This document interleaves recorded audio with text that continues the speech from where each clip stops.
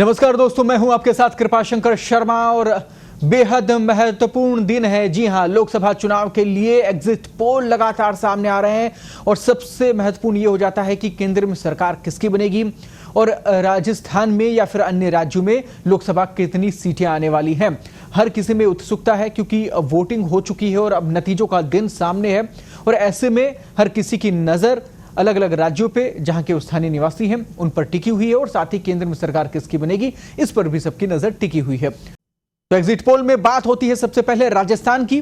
देखिए, राजस्थान में लोकसभा चुनाव का शोर थम चुका है और नतीजों का इंतजार है। राजस्थान के रण में कमल खिलेगा या कांग्रेस कमाल दिखाने वाली है, इसे लेकर तस्वीर 4 जून को ही साफ होगी जब मतगणना के बाद चुनाव नतीजे आएंगे। लेकिन उससे पहले एग्जिट पोल का इंतजार अब खत्म हो चुका है। जी हां, राजस्थान में भारतीय जनता पार्टी और कांग्रेस के बीच में मुकाबला है। ऐसे में राजस्थान में एनडीए को 51% और इंडिया ब्लॉक को लगभग 41% वोट मिलने के अनुमान जताए गए हैं।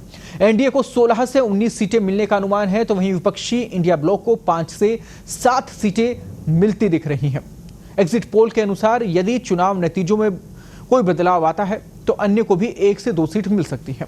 वोट शेयर के लिहाज से देखें तो इंडिया टुडे के सर्वे के अनुसार इंडिया टुडे एक्सिस माई इंडिया के एग्जिट पोल में एनडीए को 51, इंडिया ब्लॉक को 41 और अन्य को 8% वोट मिलने के अनुमान जताए गए हैं।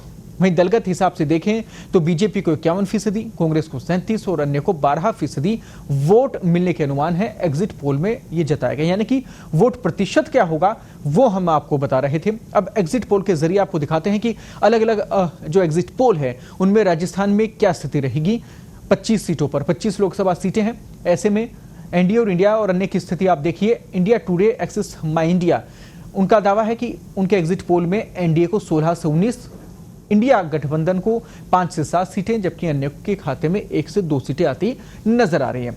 अब बात करते हैं इंडिया टीवी सीनेक्स की। इनके एग्जिट पोल में 21 से 23 सीटें सीधे तौर पर एनडीए को मिलती दिख रही हैं, जबकि इंडिया गठबंधन को 2 से 4 सीटें मिलती दिख रही हैं, जबकि अन्य के खाते में 0।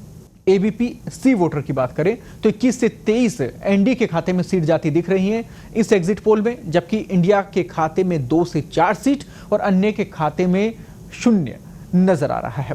इंडिया न्यूज डी डायनेमिक्स की हम बात करते हैं तो इनके खाते में एनडीए के जरिए 20 एग्जिट पोल के जरिए नजर आ रहे हैं। इंडिया की बात हम करते हैं तो 4 सीटें यहां पर नजर आ रही हैं और अन्य के खाते में 1 सीट का अनुमान इस एग्जिट पोल में साफ तौर पर नजर आ रहा है। तो एग्जिट पोल के अनुसार जहां पिछली बार क्लीन स्वीप बीजेपी ने कर दिया था, वहां इस बार नतीजे कुछ और हैं और एग्जिट पोल के अनुसार ही हम बात कर रहे हैं। समीकरण हम आपको दिखाए ग्राफिक्स के जरिए क्या कुछ स्थिति रही। इसके साथ ही राजस्थान के रण में इस बार केंद्रीय मंत्रियों के साथ ही कई कद्दावर नेता भी ऐसे हैं जिनकी प्रतिष्ठा दांव पर लगी है। केंद्रीय मंत्री अर्जुन राम मेघवाल सूबे की बीकानेर और गजेंद्र सिंह शेखावत जोधपुर सीट से किस्मत आजमा रहे हैं। सूबे की सबसे हॉट सीट में से एक बाड़मेर से केंद्रीय मंत्री कैलाश चौधरी बीजेपी के उम्मीदवार है और बाड़मेर में ही बीजेपी उम्मीदवार कैलाश के सामने कांग्रेस प्रत्याशी उमेदा राम की सीधी चुनौती है। वहीं शिव विधानसभा सीट से विधायक रविंद्र भाटी भी इस सीट से बतौर निर्दलीय चुनाव लड़ रहे हैं, जो कि पूरे देश में चर्चा का विषय बने हुए हैं।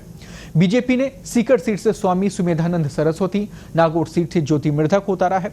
नागौर सीट से आरएलपी प्रमुख हनुमान बेनीवाल मैदान में है, जिन्हें कांग्रेस का भी समर्थन मिला हुआ है और पिछली बार की बात करें तो 1 सीट वो निकालने में कामयाब रहे थे। 24 सीटें बीजेपी ले गई थी। कोटा सीट से लोकसभा स्पीकर ओम बिरला बीजेपी के टिकट पर चुनाव लड़ रहे हैं। ओम बिरला के खिलाफ कांग्रेस ने चुनाव से ठीक पहले बीजेपी छोड़कर आए प्रहलाद गुंजल को उम्मीदवार बनाया है। चित्तौड़गढ़ सीट से बीजेपी के सीपी जोशी, झालावाड़ बारा से दुष्यंत सिंह के साख दांव पर है, तो वहीं जयपुर सीट पर कांग्रेस के प्रताप सिंह खचरेवास का टेस्ट होगा। इन्हें मौका दिया गया है। वो जनता से अपील करते हुए लगातार पूरे चुनाव के दौरान नजर आए थे।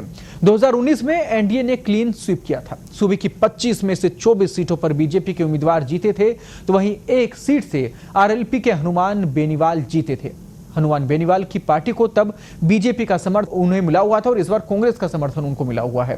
कांग्रेस सूबे की सत्ता पर काबिज होने के बावजूद खाली हाथ रह गई थी पिछली बार और 0 उनके खाते में आया था। और इस बार क्या कुछ होता है, एग्जिट पोल हमने आपको दिखाया है, नतीजों का इंतजार है। नमस्कार।